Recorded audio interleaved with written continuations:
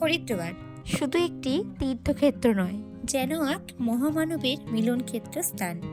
পবিত্র গঙ্গা বিশুদ্ধ ধারাকে আশ্রয় করে উচ্চ নীচ ধনী গরিব সবাই যেন এখানে মিলেমিশে একাকার।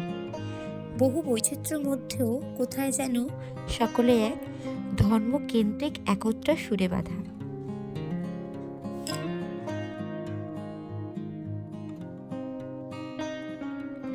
আজ আমাদের হরিদ্বারের প্রথম দিন।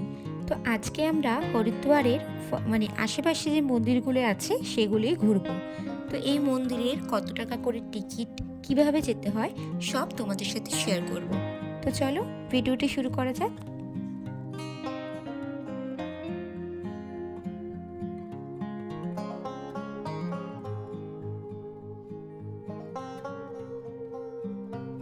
হ্যালো বন্ধুরা, গুড মর্নিং। তো কেমন আছো তোমরা সবাই বলো? আশা করছি তোমরা সবাই ভালো আছো, আর আমরাও কিন্তু ভীষণ ভীষণ ভীষণ ভালো আছি। তো এখন চলে এসেছি হরিদ্বার। তো একটা কি মন্দির এটা? চণ্ডী দেবীর মন্দিরে এসেছি। এখানে রোপও আছে। তো চলো তোমাদেরকে পুরো জিনিসটা ঘুরে দেখাই।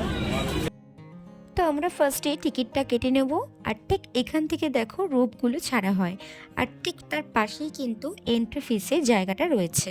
এখানেই তোমরা লাইন বাই লাইন ভাবে যেতে পারবে।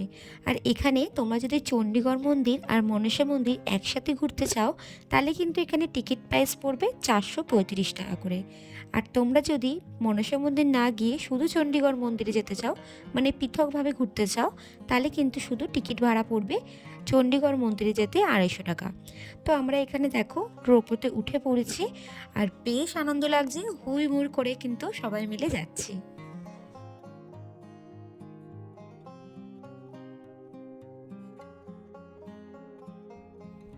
মনসা মন্দিরের থেকে চণ্ডীগড়ের মন্দির যাওয়ার রাস্তাটা কিন্তু বেশ খাড়া। আর আমি ভেবেছিলাম রিহু ভয় পাবে, কিন্তু না, উল্টে আমি ভয় পেয়ে গেছিলাম, কারণ যত উপরে উঠছি ততই কিন্তু ভয় লাগছিল। তো আমরা যখন ওপরের দিকে উঠি তখন কিন্তু পুরো কুয়াশা, দেখো দেখতেই পারবে, কিচ্ছু সেরকম দেখা যাচ্ছিল না। আর নিচে কিন্তু একটা বিশাল খাদ রয়েছে, যেটা মনসা মন্দির দিয়ে পুরো গঙ্গাটা তোমরা দেখতে পারবে, কিন্তু চণ্ডীগড়ের মন্দিরে ওঠার সময় তোমরা গঙ্গাটা দেখতে পারবে না। একটা বিশাল কিন্তু খাদ দেখতে পারবে, যেখানে এখনও কিন্তু কুয়াশা রয়েছে, মানে নিচের দিকটায় পুরো কুয়াশা। যত ওপরে উঠছি তত কিন্তু রোদ্দুরটা পড়েছে।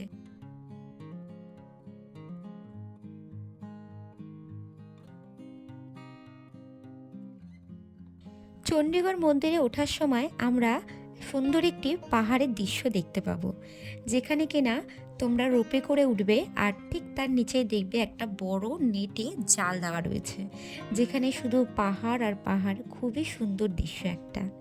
তো যাই হোক, তারপরে আমরা নেমে গেলাম। নেমে এখান থেকে পুজোর ডালা কিনে নেব। আর তোমরা এদিকে আশেপাশে সব জায়গাতেই পুজোর ডালা পাবে। তো এখান থেকে ডালা কিনে সোজা হাঁটা দিলাম মন্দিরের উদ্দেশ্যে।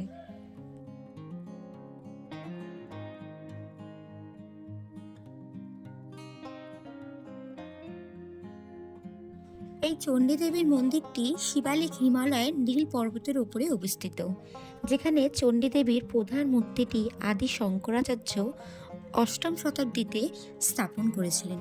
তার মূল মন্দিরটি 1929 সালে কাশ্মীরের রাজা সুচাঁদ সিংয়ের তৈরি করেছিলেন।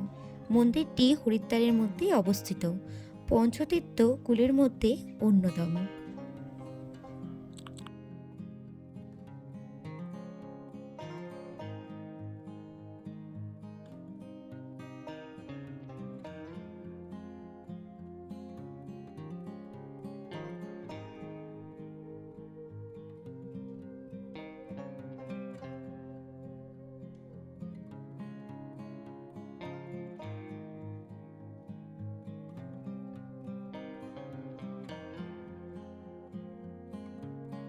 মন্দিরটি খুব সুন্দরভাবে দর্শন করে চলে গেলাম আরেকটি মন্দিরের উদ্দেশ্যে। আর রিহু দেখো গুটি গুটি পায়ে সারা মন্দির কিন্তু ঘুরে বেড়াচ্ছে, একবার এটা টানছে একবার ওটা টানছে। সত্যি ও যে কত খুশি হয়েছে এ আর বলে বোঝাতে পারবো না। তারপর চলে গেলাম হনুমানজির মন্দিরে। 160 पर पर्सन। क्या टिकट है, मैंने किसका? 20 राइडर एडवेंचर शो है। अच्छा अच्छा। कितना टाइम? 6 to 7 minute. এখানে তোমরা যে কোনো গাড়ি বুক করো না কেন, তোমাদের পুরো হরিদ্বারের সাইট সিন ঘুরতে এরা নেবে হচ্ছে 1,000 টাকা, যেটা আমাদেরও নিয়েছিল। এখানে তোমাদের পুরো সাইট সিন ঘোরাবে, যে কোনো গাড়ি বুক করো না কেন ওরা 1,000 টাকা কিন্তু নেবে। তো তারপর দেখো আমরা হাই রোড ধরে চলে গেলাম ভীমরোড কটস করে, চলে গেলাম ঠিক ডান দিকেই পড়বে আমাদের আরেকটি মন্দির, সেটা হচ্ছে শীষমহল মন্দির।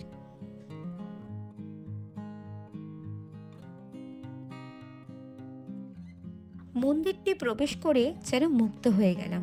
পুরো মন্দিরটি কিন্তু কাচের মন্দির। তো চলো তোমাদের পুরো মন্দিরটি ঘুরে দেখাই।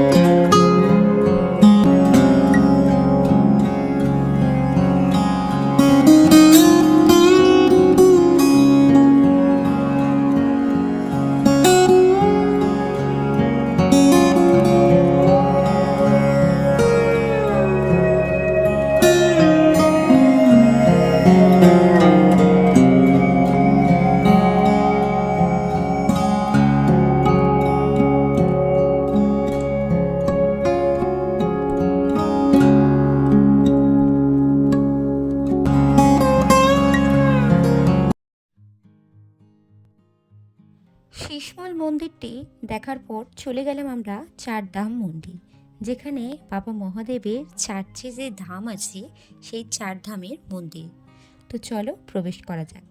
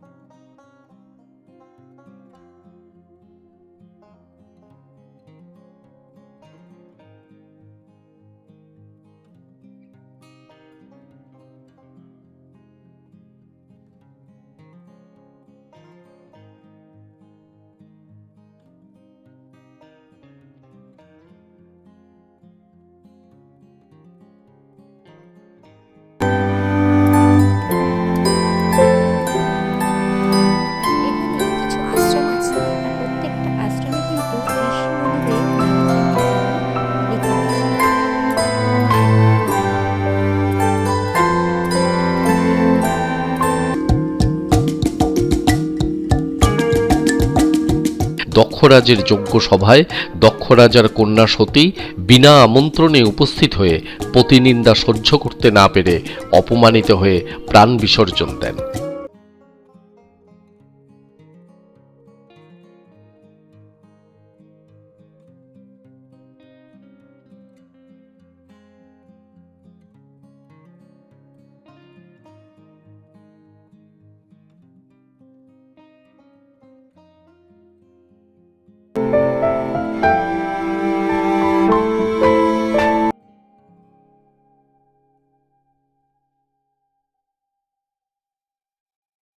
भगवान शंकर जी की ससुराल है। यहाँ पर भोलेनाथ की मैरिज माता सती देवी जी से हुई है और सती देवी ने यहाँ पर अपना शरीर छोड़ा तो उनके भगवान शंकर जी उनके लिए रोए, वो तो उनके आंसू निकले, आंसुओं से रुद्राक्ष ने दर्शन दिया और दर्शन आपको करवा रहे हैं। कल को आपको सुरक्षित तैयार सामने रामेश्वर केंद्र में दर्शन करवा रहे हैं, दर्शन कर लीजिए।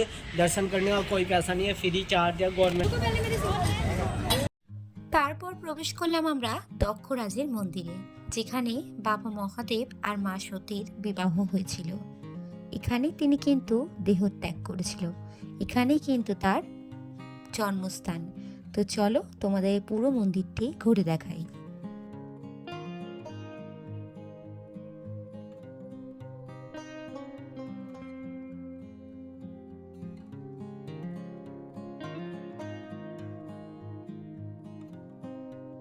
মন্দিরটা হচ্ছে দক্ষরাজের মন্দির, যেখানে মহাদেব আর মা পার্বতীর বিবাহ হয়েছিল।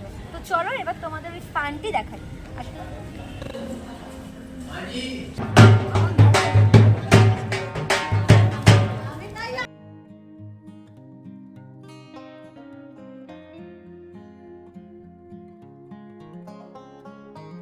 বন্ধুরা এবার যাচ্ছে হচ্ছে মা সতী মায়ের জন্মস্থান।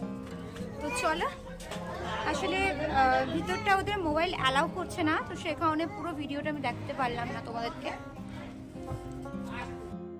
মন্দিরের ঠিক পাশেই বয়ে যাচ্ছে পবিত্র গঙ্গা, যেন মনে হয় এখানেই বসে থাকি। ঠিক তার পাশেই কিন্তু বাবা মহাদেবের মন্দির। তো চলো এবার নেক্সট মন্দিরে যাওয়া যাক।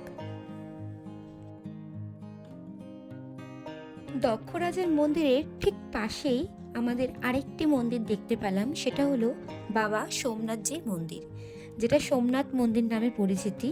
আর এখানে ফার্স্টেই দেখো এখানে জল ঢালার ব্যবস্থা ছিল, তো ভাবলাম আমি আর তোমাদের দাদাভাই দুজনে একটু বাবার মাথায় জল ঢেলে নিই। তো যাই হোক, একটু জল ঢাললাম, জল ঢেলে তারপর তোমাদের পুরো মন্দিরটি ঘোরাবো। এই মন্দিরে ঢুকেই যেন একটা অপূর্ব দৃশ্য পেলাম, তো চলো সেটাই তোমাদেরকে দেখাবো মন্দিরটি কতটা সুন্দর।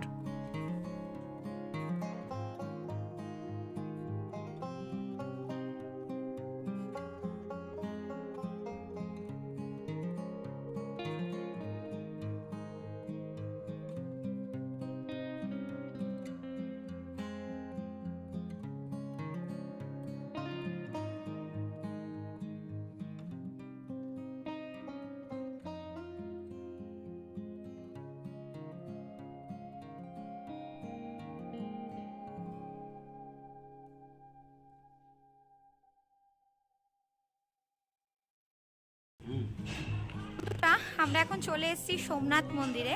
তো চলো তোমাদের মন্দিরটা পুরোটা ঘুরে দেখাই। মন্দিরটা ভীষণ সুন্দর। তো ফার্স্টেতে বাবার দর্শন তোমাদের করালাম, তো এবার চলো ভিতরটা যাওয়া যাক।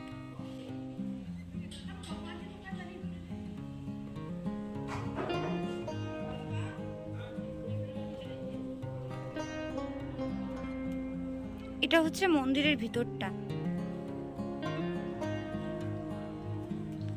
শঙ্করজি আর মা পার্বতী।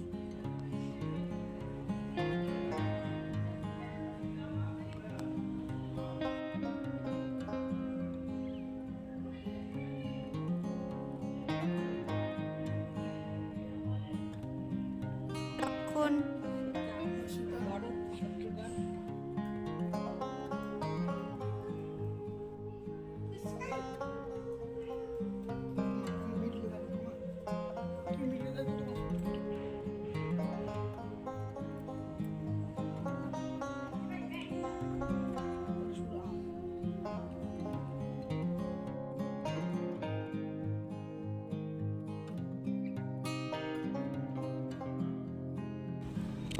পুরো মন্দিরটা ঘুরে আসলাম, অসম্ভব সুন্দর। কৃষ্ণের যে কত রূপ সেটা এই মন্দিরে তুলে ধরেছে। তো চলো তোমাদেরকে পুরো ভিডিও আমি শেয়ার করব, তোমরা দেখতে থাকো ভিডিওটা, কেউ কিন্তু মিস করো না।